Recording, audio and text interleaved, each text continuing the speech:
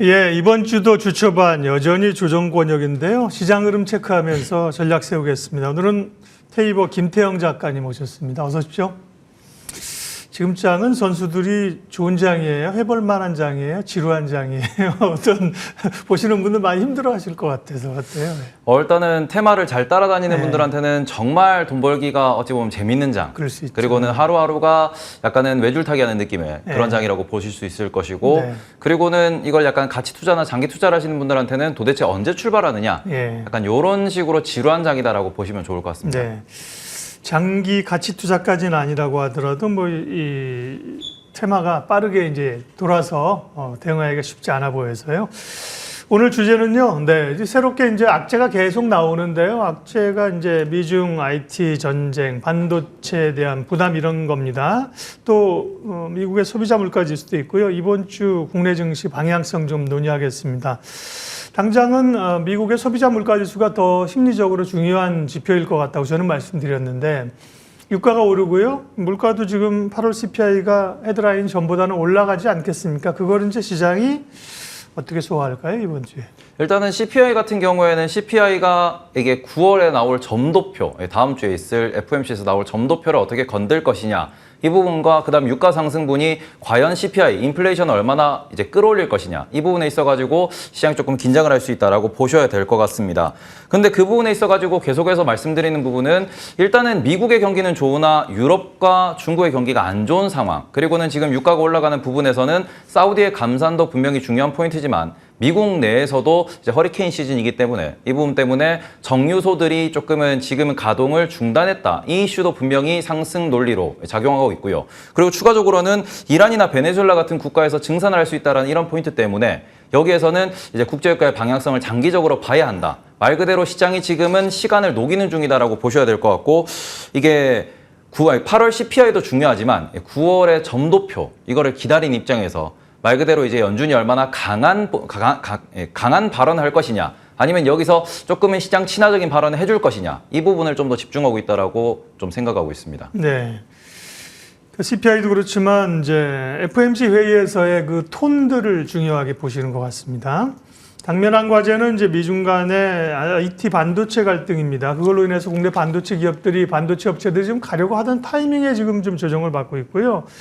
애플에 대해서는 미국도 골드만삭스였나요? 목표 의견 내리고 애플 관련주들은 또 좀 부담이 될 수 있어서 반도체나 부품주 전반적인 영향 어떻게 보세요? 일단은 반도체 같은 경우에는 지난주에 살짝 이슈가 됐던 거는 우리나라의 하이닉스 제품이 이제 화웨이 신제품에서 나왔다라는 부분 때문에 실제로 이제 하이닉스가 조금 조정을 깊게 받았습니다. 이제 그 부분에 있어가지고 시장에서는 주가가 하락하면은 악재 뉴스를 좀 더 우리가 좀 강하게 받아들이는 측면이 있는데 이런 걸 놓고 보실 때 반도체 롤러의 최종 목적지 말 그대로 이번 사이클의 고점이 어디냐를 다시 한번 되새겨보면은 2025년이라고 누누이 말씀을 드리고 있는데 그렇다면 2025년까지 목표 주가를 놓고 봤을 때 요거는 자연스러운 조정 수준이다라고 보셨으면 좋겠고 그리고는 하이닉스가 빠지는 구간 동안 삼성전자는 혹은 마이크론은 어떻게 됐냐 그러면은 마이크론과 삼성전자는 오히려 버텨냈다라는 점 말 그대로 SK하이닉스는 ACBM에 먼저 진출했다라는 그런 선반영 이슈 때문에 조금 이제 매도가 터졌다라고 보시면 좋을 것 같고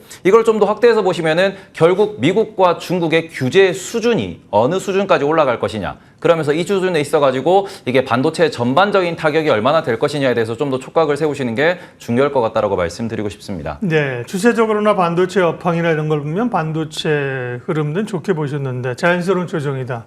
그러면 반도체 쪽은 관심이 있는 분들은 여전히 HBM 쪽 모멘텀으로 AI 반도체 쪽으로 가는 게 맞나요? 일단 AI가 가장 강한 수급을 보여줄 것이고 여기서 추가적으로는 한국은 결국 D램입니다. 지금 이제 4분기 혹은 내년 상반기 기준으로 D램의 가격이 상승할 것이다라는 전망 보고서가 많이 나오고 있는데 그게 사실이라 그러면은 올해 하반기부터는 또다시 D램 관련된 모든 반도체 업종들이 슬금슬금 올라갈 것입니다. 지금 같은 경우는 AI 반도체 관련돼 가지고 올해 좀 강한 상승을 보였기 때문에 오히려 그 상승에 대한 피로감 때문에라도 D램에 관련된 지금은 조금 오르지 못한 이제 실적주 같은 경우에도 관심을 가지시면은 올해 하반기나 내년 상반기 정말로 D램 가격이 반등하는 시기에 주가가 상승할 수 있는 종목들도 이제 점점 재미가 있어질 거다. 이렇게 보고 있습니다.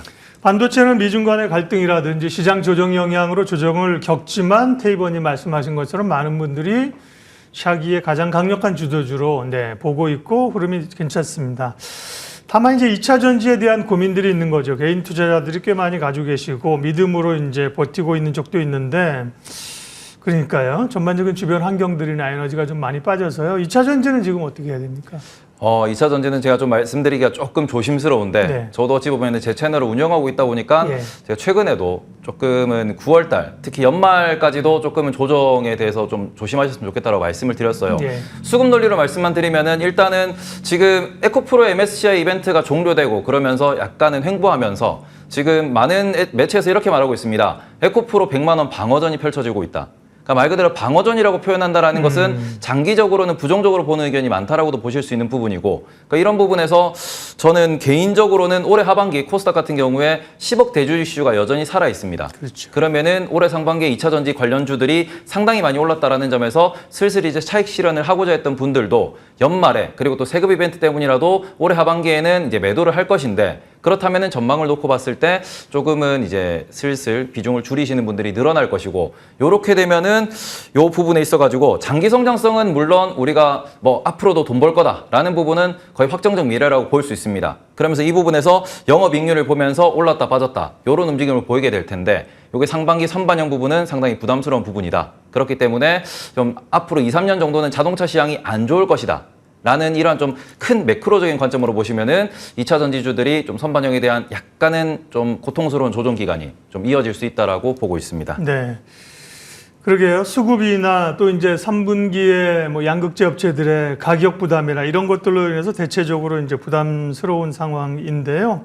다만 이제 뭐 중장기적으로 보면 지금 팔 필요 없고 오히려 좀 사도 된다라는 시각도 있습니다. 네, 전략상 네, 다를 수 있으니까요. 그 부분에 네. 있어가지고 제가 계속 말씀드리는 거는 정말로 돈을 버는 핵심적인 기업, 뭐 예를 들어서 에코프로 BM이라든지 LNF 그리고 포스코 퓨처엠 이런 기업들 같은 경우에는 양극재에서 실제로 돈을 벌고 있고, 이 부분에서 이제 증설과 그 다음에 매출 확장을 계속해서 보여주고 있습니다. 그러면서 사업회사라는 측면에서 향후에도 우리가 뭐 추가적인 IPO 같은 이런 이슈가 좀 덜 하죠.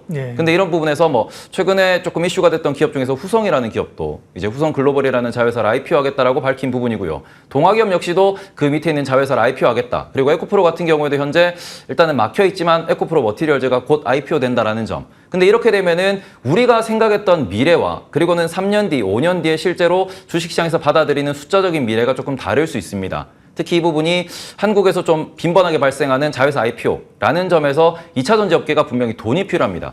이 돈을 시장에서 끌어들이기 위해서 IPO를 꾸준히 반복해서 진행하고 있다는 점에서는 뭐 SK이노베이션의 경우도 마찬가지겠지만 투자자들의 뷰가 좀 엇갈릴 수 있고, 이런 종목들은 조정 구간에서 살짝은 좀 조심하셔야 되는 종목이 될 것이다. 이렇게 말씀드리고 싶습니다. 네. 관련해서 저희가 다음 프로그램 이슈 MB의 그 박영 어드바이저께서 이 문제를 좀 다뤄주기로 하셨어요. 저희가 주제하면서 2차 전지 고민 많다고 했더니만 쫄 때가 아니다 이런 말씀을 하셔서 또 상반된 시각을 이따가 좀 자세하게 들어볼게요. 그러면 지금 대체적으로는 조정 장세를 계속 가고 있고 테마주 장세가 나타나고 있는데, 지금 좀 그래도 상대적으로 안정적이거나 괜찮은 섹터는 보시는 건 어디입니까? 일단은 뭐 증시의 가장 오래된 격언 중에 하나죠. 한국 시장 같은 경우에는 찬바람이 불면 배당주를 봐야 한다. 네, 이 부분에 있어가지고 일단 슬슬 이제 연말에 배당을 주는 기업들, 그리고는 외국인들이 좀 집중하고 있는 그런 배당 기업들 중심으로 관심을 가지시는 게 좀 좋을 것 같고요. 그리고는 지수 자체가 박스권이라고 가정하면은 결국에는 수급입니다. 그렇기 때문에 테마성 장세가 지속된다라는 측면에서 단기적으로 이벤트가 있는 뭐 로봇이라든지 그리고는 AI 같은 업종이 좀 더 강한 흐름을 나타낼 수 있을 것 같다. 이렇게 보셨으면 좋겠습니다. 네. 배당주는 성격이 옛날하고 좀 다릅니다. 옛날에 배당주 하면 뭐 이렇게 짝짝짝 SO일, 율천화학 뭐 이렇게 나왔었는데, 그죠? KT. 요즘 HD, 현대 같은 경우도 이제 오늘 오르는 게 뭐 배당 가능성도 있고, 그죠? 배당주는 이제 어떤 게 찐 배당주냐를 찾는 게 또 중요할 것 같아요. 일단은 배당주 같은 경우에는 그냥 배당률만 볼 것이 아니라 이 기업들의 산업 구조가 어떻게 변하느냐, 그리고는 배당 정책이 어떻게 변하느냐, 이런 부분도 매우 중요하다고 좀 보셔야 될 것 같습니다. 배당 정책이라 하면 우리나라에서는 대표적으로 이제 과거에는 연말에 단일 배당을 많이 했었고요. 이게 분기 배당이라는 부분으로 점점 진화하고 있는, 말 그대로 미국 시장과 비슷한 이런 형태로 배당을 주고 있다 보니까 이 부분에서 분기 배당하는 기업들 같은 경우에는 연말 이슈에서 조금 약할 수도 있습니다. 그리고는 연말에 한 번에 배당을 주는 뭐 HD 현대 이런 기업들 같은 경우에는 좀 더 뭔가 연말에 수급 모멘텀이 네. 있을 수 있다. 이런 점에서 구분이 좀 필요하다고 말씀을 드리고 싶고, 그리고 핵심적인 것은 HD 현대가 지금 오르는 이유가 무엇이냐 그러면은 이 기업이 갖고 있는 포트폴리오 상의 대부분의 업종이 지금은 돈을 잘 벌고 있고, 이러다 보니까 좀 더 배당이 늘어날 수 있을 것 같다라는 이런 이슈로 상승한다라는 점. 그리고 네. 오늘 오전에 또 레포트가 하나 나왔는데 KT 같은 경우에는 배당을 좀 감액할 수 있다. 이런 이슈가 조금 나오면서 예. 살짝 흔들리는 모습도 보이고 있는데, 핵심이 되는 거는 배당주는 꾸준한 실적과 그리고는 연평균 5에서 10% 정도의 이익의 증가, 그리고는 거기에 맞춰져 있는 배당의 증가를 보면서 이제 장기 투자 아이디어를 갖고 저점 매수를 하셔가지고 스윙 투자를 하시면은 좋은 좀 수익을 낼 수 있다. 이렇게 말씀을 드리고 싶습니다. 배당주는 이제 안정적 방어적 차원에서 봐야 된다는 얘기에 100% 공감하면서도 진짜 배당주가 뭘까 거기에 대한 고민이 있어서 종목별로 좀 다르다는 거죠. 그래서 여쭤봤고요. KT는 이제 새 대표가 선임되시는 과정에서 직원들 이렇게 명퇴 같은 거 하면 돈 들어가니까 그죠? 배당 줄일 거란 얘기가 있었고, HD 현대 얘기했고, 현대차 그룹 같은 경우도 사실 배당 성향 엄청 높이겠다고 얘기를 했거든요. 네. 시장에서는 반영을 안 하고 있지만 네. 그런 것들도 좀 생각해 볼 필요가 있고요. 예. 현대차 같은 경우에는 한 가지만 좀 첨언해드리면은 제가 2, 3년 정도는 자동차 시황이 안 좋을 거다라고 좀 예. 말씀을 드렸는데 네. 자동차 시황 같은 경우에는 고금리 시대에 실제로 자동차가 팔리지 않는다, 수요가 줄어든다라는 얘기가 있다 보니까 이 부분에서 지금 우리나라 같은 경우에도 아이오닉의 재고가 늘어나고 있다, 제네시스의 재고가 늘어날 것 같다, 이런 뉴스가 나오고 있습니다. 네. 그렇게 되면은 장기 내구재라고 볼 수 있는 부동산, 뭐 건설이 되겠죠. 그리고는 뭐 자동차 같은 경우에도 여러 가지 이슈를 봤을 때 시황이 안 좋으면은 호재가 있더라도 반응이 약할 수 있다.